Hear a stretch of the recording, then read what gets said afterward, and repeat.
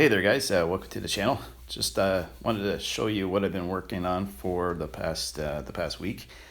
You may have recalled a video where I picked up this nice limousine made by Majorette, and I thought it was like the coolest thing.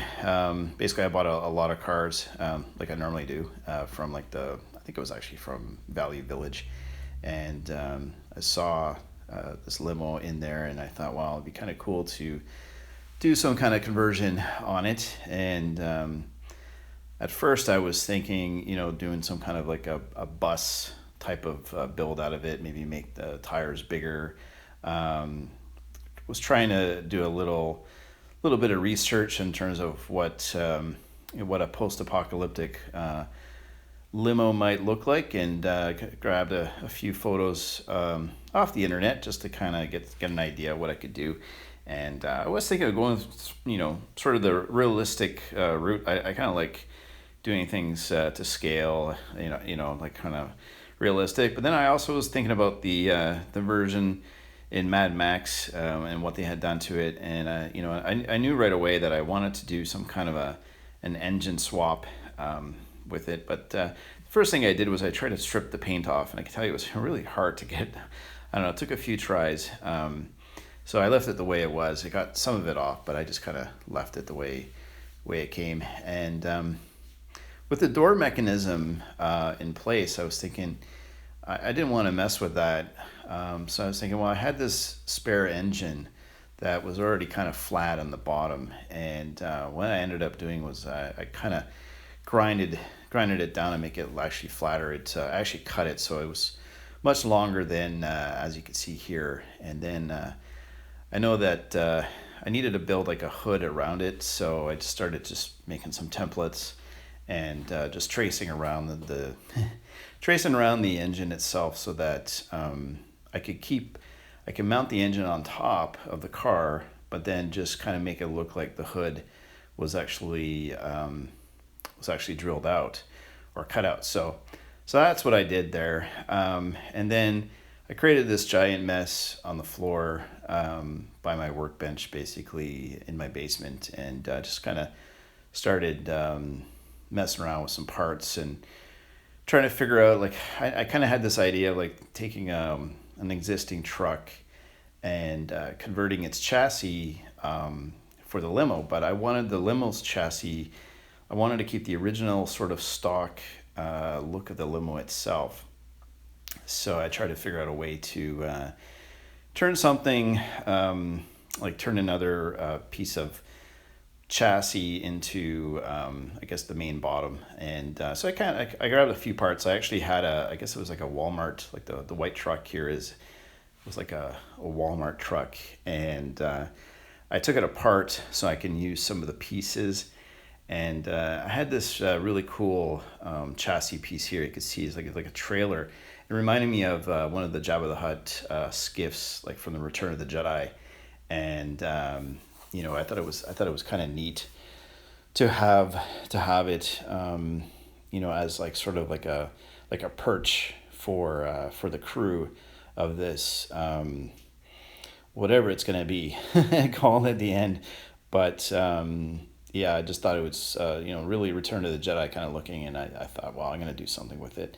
First, I was thinking of either having the perch at the front of the vehicle or the back, but the one thing I needed to make sure was like the chassis of the limo could sit flush at the bottom, so I just started to remove some of the plastic, and basically I used my Dremel in the end to grind away all the little tabs that you can see at the bottom. So once I had it all kind of smoothed away here, I kind of did a final scrape away with my razor, and just kind of scratch it up a little bit more.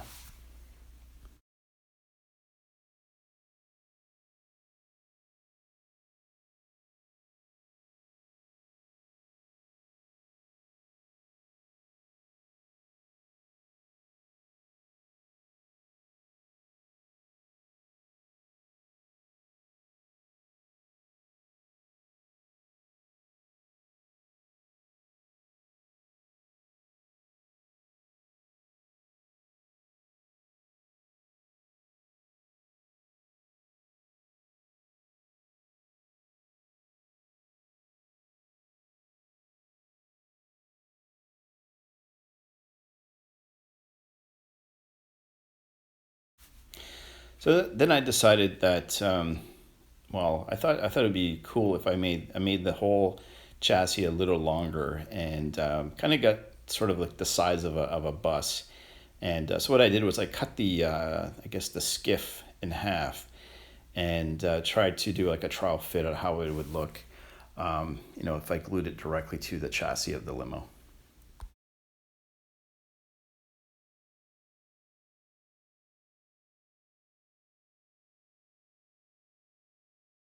Yeah, and this is basically how it came out once I had it all secure and glued. The next thing I did was I started looking at some engines that I wanted to add. I didn't think one engine. My original idea was actually just to use a single engine, but once I got it all mounted, I didn't really want to bother removing it and going back. So kind of stuck with it, and I had this idea of like adding a second motor. So I went through my bits box and I had a couple of engines around that I was planning to use for a project, and then I started to think about the tires a little bit more. So I kind of pulled out those monster tires and was kind of sizing up the whole the whole kit, how it was going to look with like a couple of engines and big ass tires.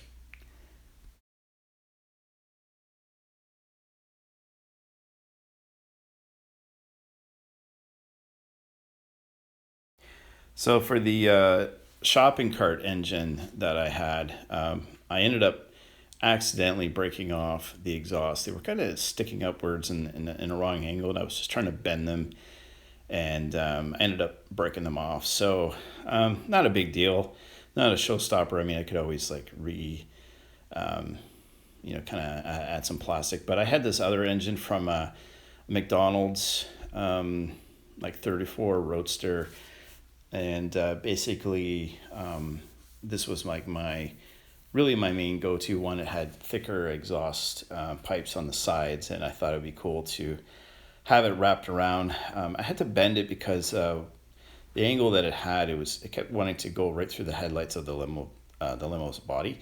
So I bent it so that it actually went underneath the car itself, and then that way just you could see the exhaust below the main chassis. Now I moved on to working on the tires. Decided to work on the front set first, and since they're monster tires, I thought, well, they should be out front as much as I could can get them.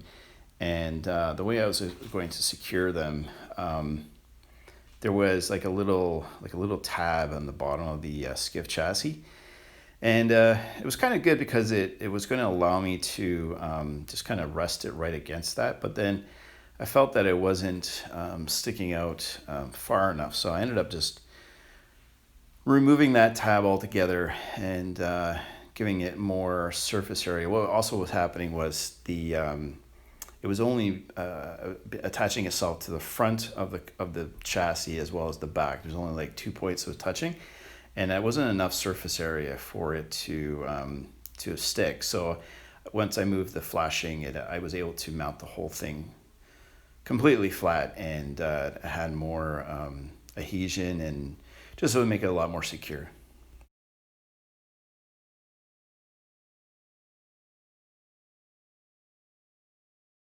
And yeah, and basically this is how that looked and at the end.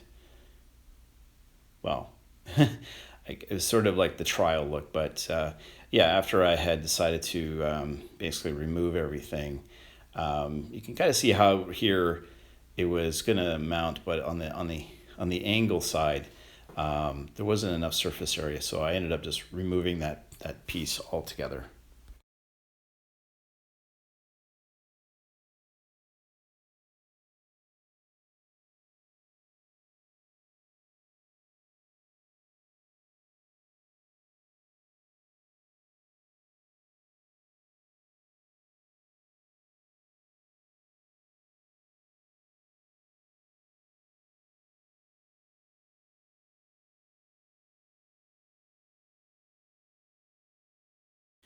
For the rear, I was actually going to. I actually took apart a whole other monster truck just to get the rear axle going. I was actually going to move the wheels closer together. I thought the wheelbase was a little too wide, but I just thought it was just going to be too much extra work. And the way I had the stance of the vehicle, I wanted it to be angled upwards toward the back.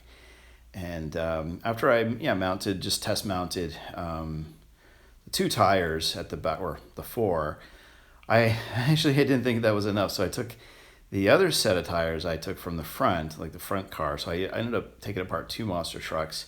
I took the extra tires, cut the axle, and glued it all to the back. So basically, instead of having 6 tires, I ended up with 8. So I brought sorry for the change in continuity, but brought the whole project inside and just started working on some spikes for the front.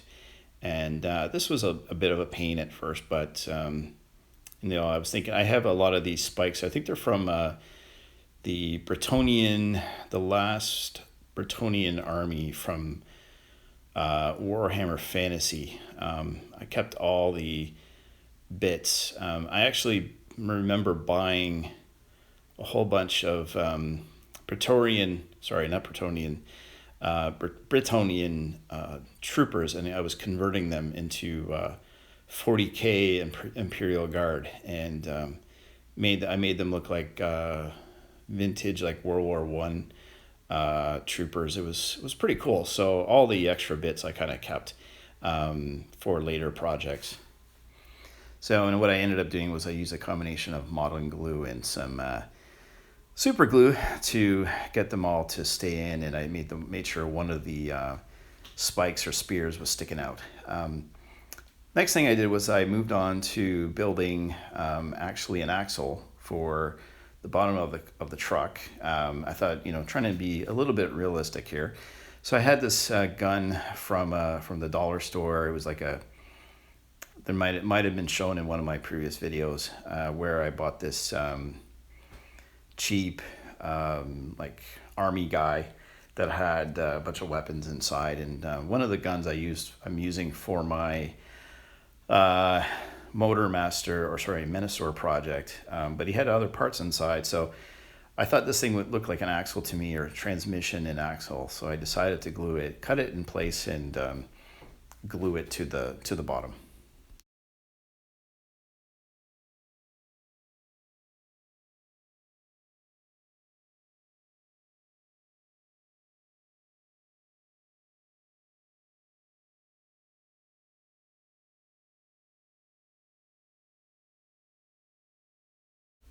So once I got the axle in place, I was trying to figure out how to get the motor in properly. I'm gonna still add some more accessories to the engine, just kind of make it look a little bit more realistic. But I was thinking using the original chassis to kind of even it out inside. I didn't really want to take up too much room in the perch itself, because I kind of want to add hopefully one or two guys on the front of this, and so I didn't want to use up all the space in the front of the truck. But what I ended up doing was I decided to cut the chassis apart so that I can just fit in just this front tab here at the front loop, and just cover up some of the molding of the engine itself.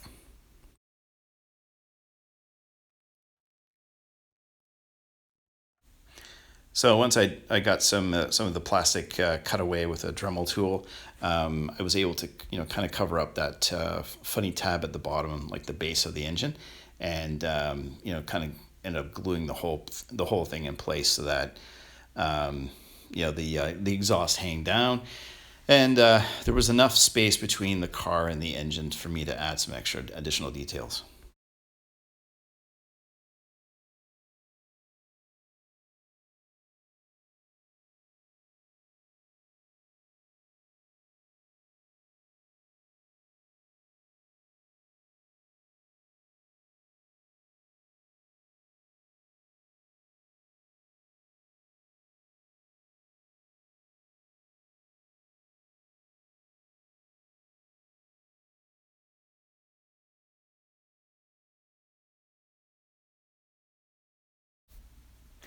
So for the some of the decoration, I found this I guess Warhammer Fantasy skull, and originally I was going to put on the hood of the limousine itself, but kind of like a classic ram horn type of thing for the front of the limo. But I decided that since it was like a wishbone and it seemed to want to stay put by itself in the engine, I thought, why don't I just glue it right there? And I thought it looked pretty cool, so that's where it ended up. And then for the back of the engine, I had this shoulder pad from Warhammer 40K, and the goal was to trim it so that it was able to be in place without affecting or touching the limo itself, so I can actually remove the outer shell of the limo. I want to try and paint the outer shell of the limo, or the limo body, separately from the rest of the car when it comes time to paint. And so the whole main goal here was so that I can paint the interior and everything separately from the rest of the vehicle, or at least rest from the body.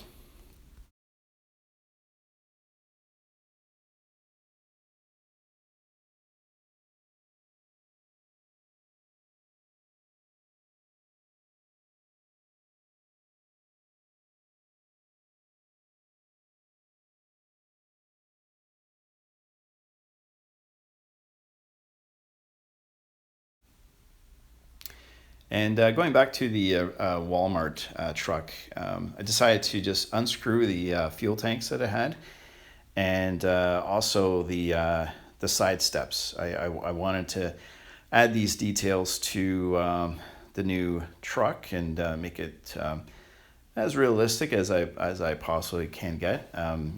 Additional details always go a long way.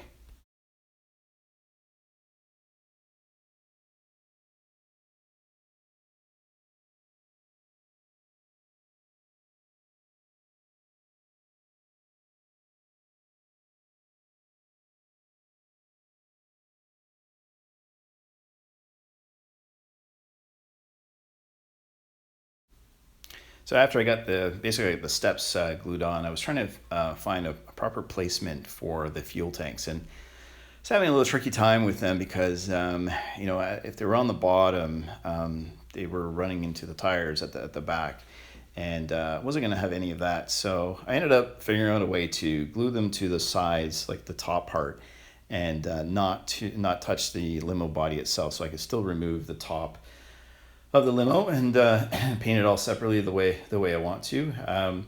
But this is how it is so far, and thank you for joining me for part one of this build. Stay tuned for part two coming up soon.